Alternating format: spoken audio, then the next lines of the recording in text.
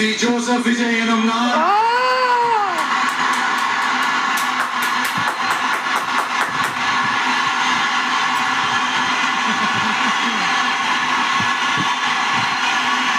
சட்டப்படி அமைக்கப்பெற்ற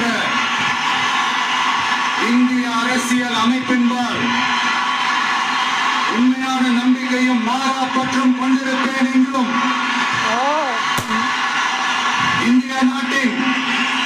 ஒப்பில்லாத முழு முதல் ஆட்சியையும் ஒருமையையும் நிலைநிறுத்துவேன் என்றும் தமிழ்நாட்டு அரசின் முதலமைச்சராக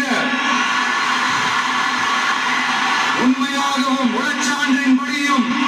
என் கடமைகளை நிறைவேற்றுவேன் என்றும்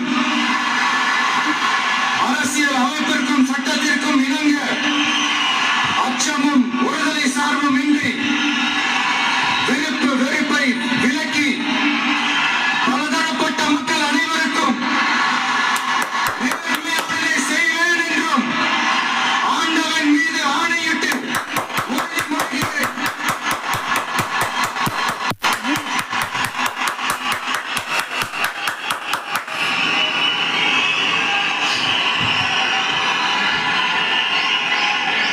விஜய் எனும் நான்